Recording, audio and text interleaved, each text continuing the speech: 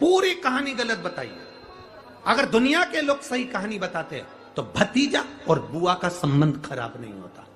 कहानी गलत थी ना। लोगों ने कहा, हिरण्यकशिपु ने अपनी बहन से कहा, बहन तू अपने भतीजे को गोदी में रखकर बैठ जा और चादर ओढ़कर बैठ जाना, तू बच जाएगी, तेरा भतीजा जल जाएगा। तो बुआ भतीजे को जलाने के लिए गोदी में लेकर बैठी। बोलो सही है कि गलत है? लोगों ने कहानी गलत बताई। होलिका, लोगों ने कहा उसने अपने भतीजे को जलाया। पहले तो होलिका का नाम तो निकालो कि होलिका का नाम क्या है। कथा वालों ने कह दिया हिरण्यकशिपु की बहन थी होलिका, वो अपने भतीजी प्रहलाद को गोदी में लेकर बैठ गई। वो प्रहलाद को हाथी के पांव के नीचे डाला, खोलते तेल में डाला, अग्नि में डाला, इसमें डाला, उसमें डाला, नहीं मरा। आखिरी में अपनी बहन से कहा होलिका तो अपने भतीजे को गोदी में लेकर बैठ जा। पहले उस होलिका का असली नाम तो लाओ, जिस होलिका का नाम विष्णु पुराण में डूंडा लिखा है। क्या नाम लिखा है? डूंडा। होलिका का असली नाम लिखा है विष्णु पुराण में डूंडा। इसलिए आज भी होली में लकड़ी नहीं जलाई जाती, मोटे मोटे डूंड जलाए जाते हैं, क्योंकि उसका नाम डूंडा है। और डूंडा बैठी अग्नि में, भतीजे को गोदी में लेकर बैठ गई। उसके पास में एक ब्रह्मा जी की चादर थी, जिसको ओढ़ कर बैठ जाती थी तो आगी में जल नहीं सकती थी। डूंडा ने देखा चारों तरफ से आगी लग गई, मेरा भतीजा जल जाएगा। तो बुआ को लगा मेरा भतीजा जल जाएगा। बुआ वो होती है जो दुआ देती है, बुआ कभी बद्दुआ नहीं देती है। और डूंडा ने अपनी चादर को उतारा, आगी चारों तरफ से लग गई। बुआ को लगा मेरा भतीजा जल जाएगा, तो अपनी चादर उतार कर अपने भतीजे पे डाल दी और बुआ खुद जल गई, पर अपने भतीजे को नहीं जलने दिया। ये कथा है, पर लोगों ने उसको पूरी पलट दिया, पूरा पलट दिया। बुआ कब जलाई अपने भतीजे को? आप में से इतनी सारी बुआ बैठी हैं, कभी अपने भतीजे को अपशब्द कहा? कभी अपने भतीजे को श्राप दिया? कभी अपने भतीजे को बद्दुआ दी? नहीं। जब भी बोलती हो मेरा भतीजा खूब फले फूले, भगवान कृपा करे मेरे भाई जैसा नाम कमाए, मेरा भैया कितना नाम कमाता वैसा मेरा भतीजा नाम कमाए, तो भतीजे को चाहिए जब बुआ घर में आए तो अपने मम्मी पापा से कहना, पापा मम्मी 2 साड़ी देना, क्योंकि अब मेरी नौकरी लग गई है, मैं कमाने लगा हूं, मैं कमा रहा हूं, इसलिए मम्मी एक काम करना, 1 साड़ी पापा देंगे अपनी बहन को और 1 मैं दूंगा अपनी बुआ को। तो मम्मी कहेगी तू अपनी बहन को देना, बुआ को क्यों दे रहा है? तो कह देना अगर आज मैं दूंगा तो उसके भी भतीजे उसको देंगे। यह हमारे यहां क्रम चालू होना चाहिए।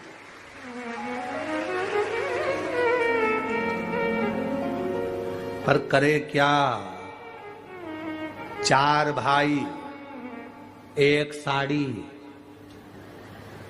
बहन को जब देते हैं पैक करके, पूरी पैकिंग,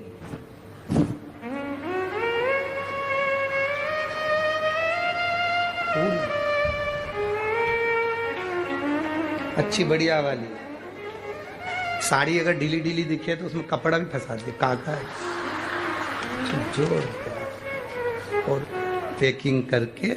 और 4 भाई 1 साड़ी, चारों भाई राखी बनवाने के बाद ऐसे हाथ लगा के देते हैं जैसे पूरे पुणे की प्रॉपर्टी दे रहे हो,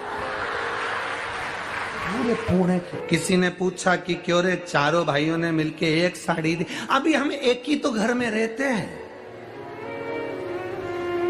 सब एक हैं। तो एक काम करा करो, 1 थाली खाने की लगाओ, 1 भाई खाना खाए, बाकी के सब टच करके बैठ जाओ।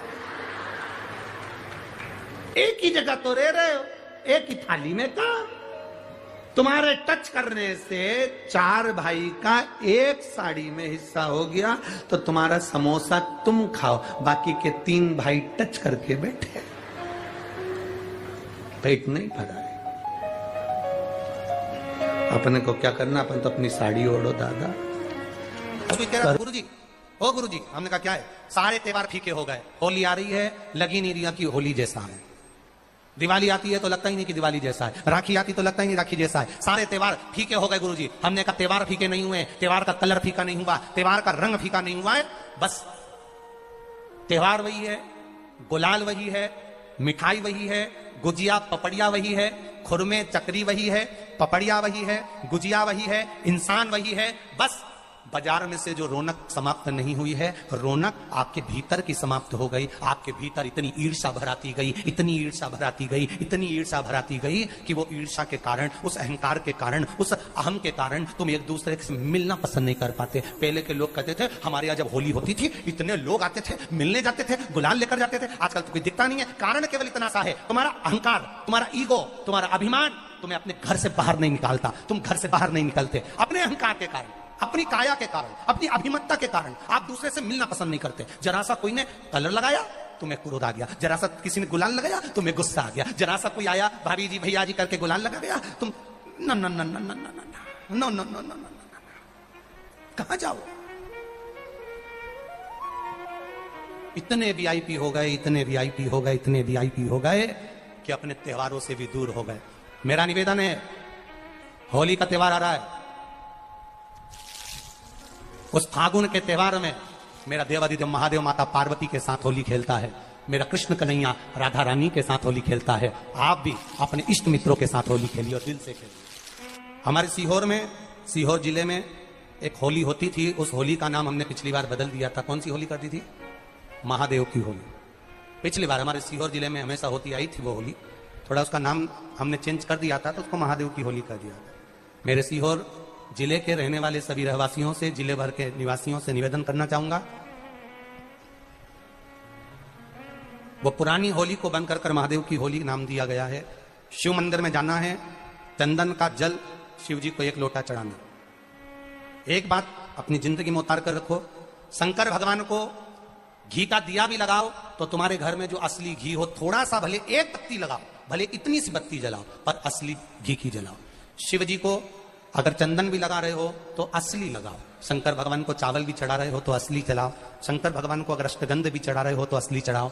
केमिकल का कोई चीज मेरे महादेव को मत चढ़ाओ जिससे भगवान शिव की मूर्ति नष्ट हो। ऐसी कोई, शिव जी ने जब विष पिया, विष पीने के बाद 5 गौ माता का दूध शंकर भगवान के शिवलिंग पर चढ़ता रहा।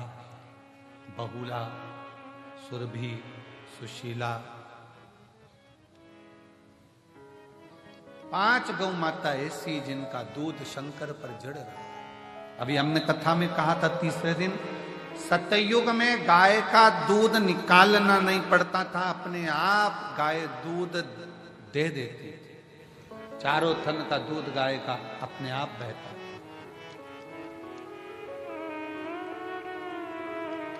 त्रेता में 3 थन का दूध बछड़े को मिलता था, संत साधु सन्यासी को मिलता था।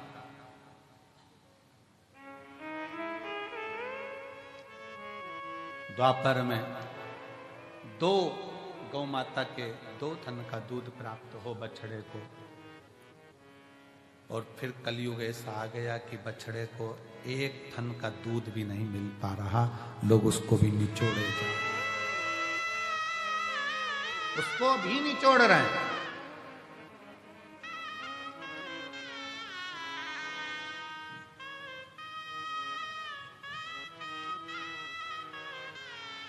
आज के जमाने में, आज के समय में बहुत विशेष ध्यान रखने वाला विषय है। अगर बाबा करुणा करे और कृपा करे और दया करे तो एक बात अपनी जिंदगी में याद करो, अगर तुम्हारे पास में भगवान ने जमीन दी, जमीन, और मेरा शंकर अगर तुम्हारे ऊपर कृपा करे, कुबेर भंडारी ऐसी कृपा कर दे कि तुम्हारी सबकी 2-2, 5-5 एकड़, 10-10, 8-8 बीघा जमीन हो, शिव ऐसी कृपा करे तुम्हारे ऊपर, तो एक निवेदन जरूर करूंगा इस व्यासपीठ से, अगर बाबा तुमको जमीन दे और जमीन अगर तुम्हें हो, गेहूं तुम खाओ, चना तुम खाओ, और जो गेहूं की भूसा रहता है वो तुम्हारे पास में जो गौशाला हो उसमें भरकर जरूर पहुंचाओ।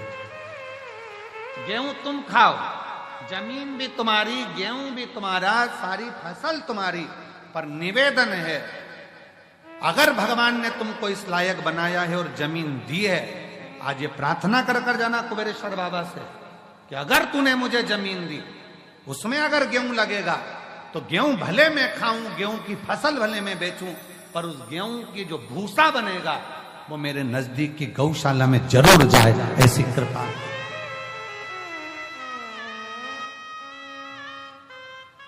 आज गाय के भूसे का गौ माता को जरूरत है। फैक्ट्रियां ऐसी ऐसी बन गई जिनमें भूसे का भी कोयला बनने लगा, उसके चक्कर में गाय भूसे के लिए भी तरस रही है।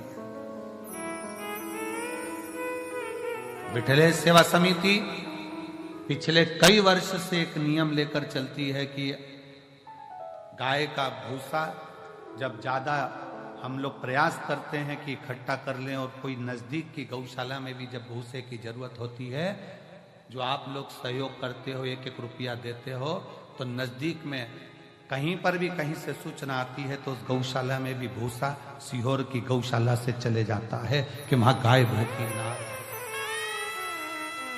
वहां गौ माता भूखी ना रहे। पर कब तक? इसलिए मेरे बाबा से निवेदन है, जितने आयो, मेरा भोलेनाथ, मेरा कुबेर भंडारी, तुम सब अगले साल जब तुम यहां आओ रुद्राक्ष महोत्सव में, तो मेरा बाबा तुम सबको जमींदार बनाए, जमीन वाला बनाए, सबको जमींदार बनाए, सबको जमीन बाबा दे, कोई नहीं बचे जिसके पास जमीन खूब दे। 2 एकड़, 5 एकड़, 10 एकड़, 25 एकड़, जितनी मेरे बाबा को देना हो बीघा में, 2-5 बीघा भी दे, तो फसल तुम खाओ, मना नहीं है, सब खाओ, पर उसमें जो भूसा रहे, उसमें जो चारा रहे, वो तुम्हारे नजदीक में जो भी गौशाला हो करके गटका जाता है। लोहे से ज्यादा भारी अग्नि, अग्नि से भारी पानी, पानी से भारी मनुष्य, लोटा भर के गटका जाता है। पर मनुष्य सोचे कि मेरे बराबर कोई नहीं, तो मनुष्य से भी भारी है बीमारी, जो अच्छे अच्छे पहलवान को भी निगल जाती है। मनुष्य से भी भारी है बीमारी, जो अच्छे अच्छे सूरमा को भी निकल जाती है। पर बीमारी सोचे कि मैं प्रबल हूं, तो बीमारी से भी भारी है त्रिपुंडधारी, जो बीमारी को भी निगल जाता है। बीमारी से भी ज्यादा भारी है त्रिपुंडधारी, जो बीमारी को भी निकल जाता है। वो त्रिशूलधारी, वो त्रिपुंडधारी, वो कुबेर भंडारी, वो साधारण,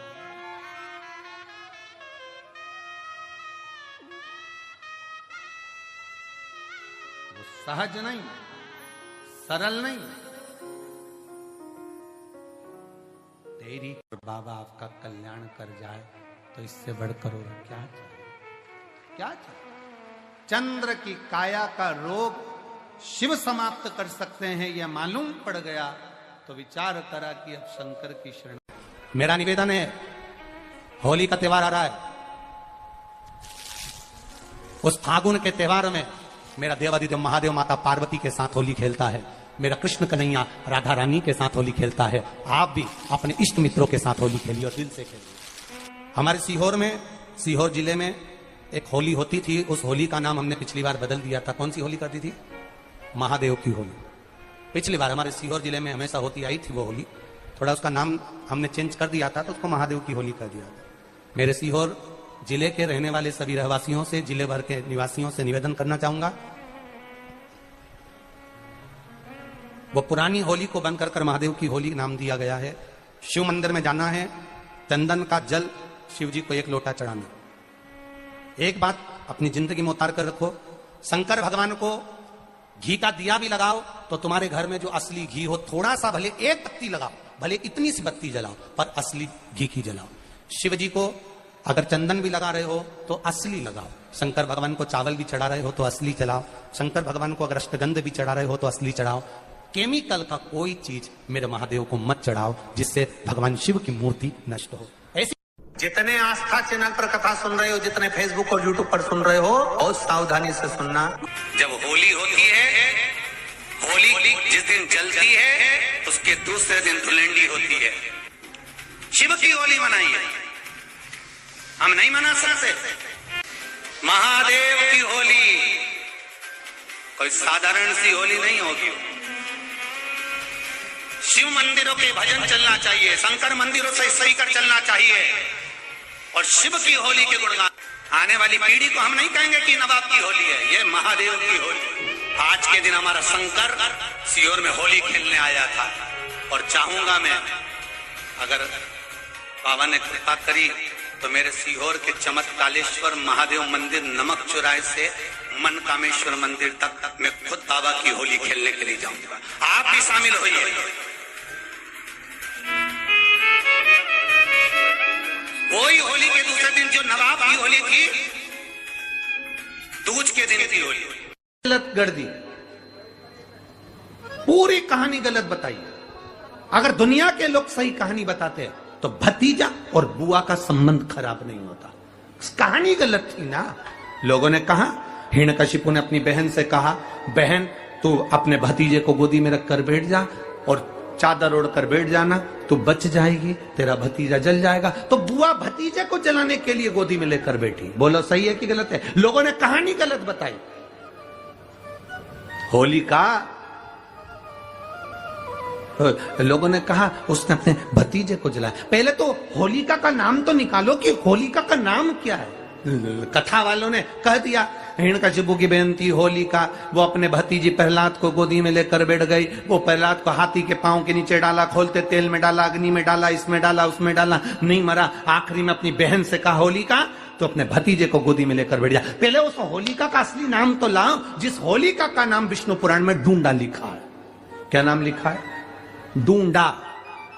होलिका का असली नाम लिखा है विष्णु पुराण में डूंडा। इसलिए आज भी होली में लकड़ी नहीं जलाई जाती, मोटे मोटे